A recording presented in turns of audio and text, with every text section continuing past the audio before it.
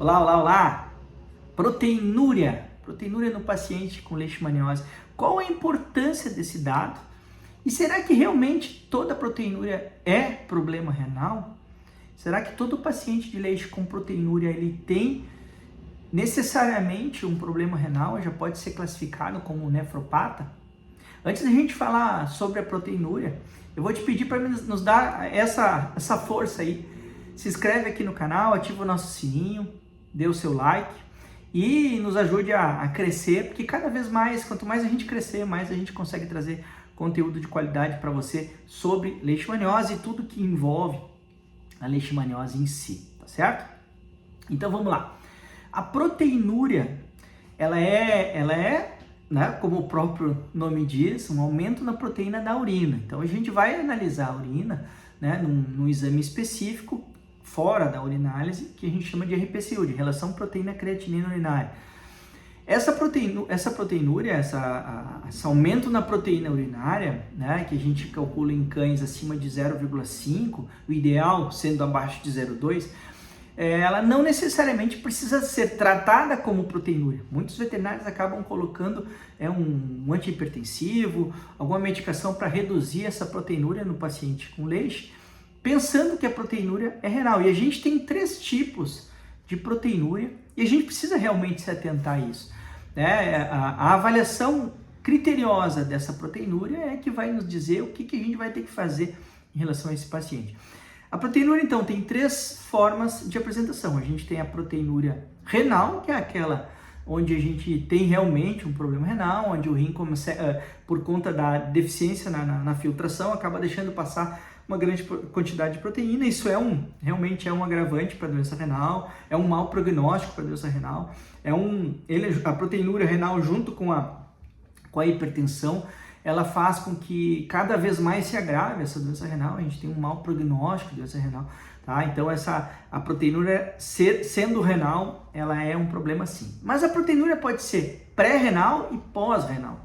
A proteinúria pré-renal, especialmente no paciente doente com leishmaniose, ela se dá pelo aumento da proteína total no sangue. E a gente sabe que o animal positivo de leixe, ele tem uma proteína total muito alta por conta das globulinas. A leishmaniose é uma doença onde a resposta imunológica por anticorpos, ela é muito exacerbada. Então, frequentemente a gente tem uma proteína total lá que deveria ser entre 7,5, 7,8. A gente tem proteína total de 16, de 13, de 11, devido a esse aumento das globulinas. Então essa proteinúria pré-renal, ela não é tratada como uma doença renal. Ela é tratada sim com o devido tratamento da doença. Então se a gente tem uma proteína total aumentada no paciente com leixe,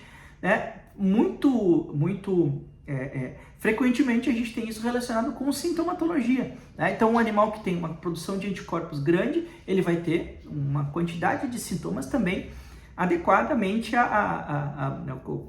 comparada com essa proteína total alta. Então, quanto mais anticorpo, mais doença. Então, quanto mais anticorpo, mais globulina, e quanto mais globulina, mais proteína na urina. Então, essa proteinúria não é tratada com antihipertensivo, com telmisartan, com benazepril, não. Essa proteinúria pré-renal, ela é tratada com o próprio estadiamento, com o próprio tratamento da doença da leishmaniose, ou da erliquiose, enfim, de doenças desse tipo.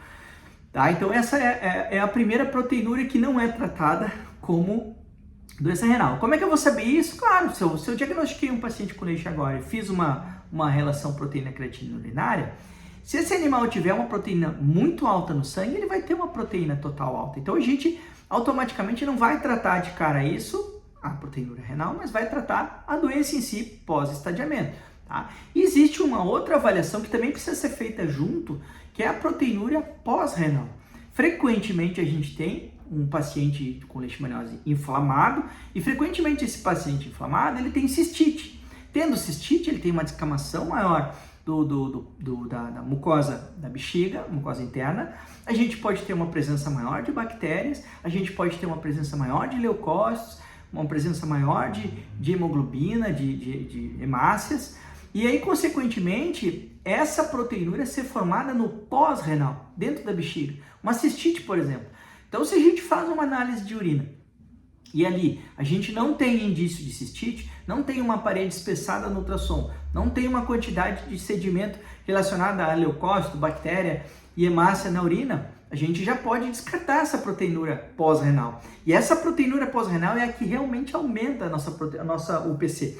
Então, animais com UPC muito alta e com essa característica de ultrassom e de exame de urina, frequentemente a gente pode associar a esse tipo de proteinúria pós-renal, que também não é tratada com uma proteinúria renal, não pode ser tratada com medicações como telmisartan e benazepril. A gente precisa ter cautela na hora de usar uma medicação dessa num paciente com leite. Primeiro, sabendo se a doença está ativa, se a gente tem uma proteína total lá no sangue alterada, e depois entendendo através do exame de urina, que é um exame muito subestimado pela maioria dos médicos veterinários. Por quê? Porque o exame de urina ele é mais difícil de coletar do que o sangue em geral, né? E o veterinário acaba não fazendo da maneira adequada, não tendo noção de que a urina é um produto muito perecível, que precisa ser analisado logo que coletado.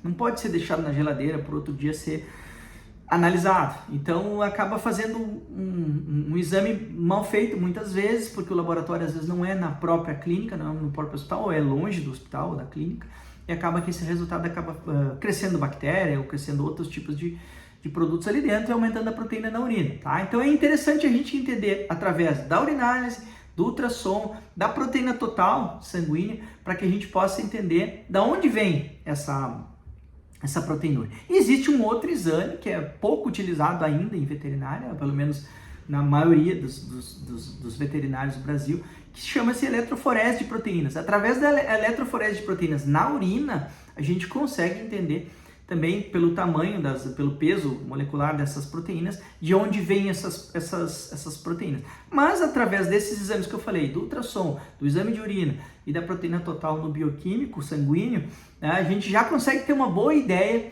né, de onde está vindo essa proteína. Obviamente, um animal com leishmaniose que está com a doença controlada, um animal com leishmaniose que não tem nada na bexiga, né, nada de doença de cistite, por exemplo, né, que tem ali, por exemplo, na urinálise, um aumento de cilindros, né, cilindros hialinos, a gente consegue ter uma noção de que talvez essa proteína seja renal mesmo.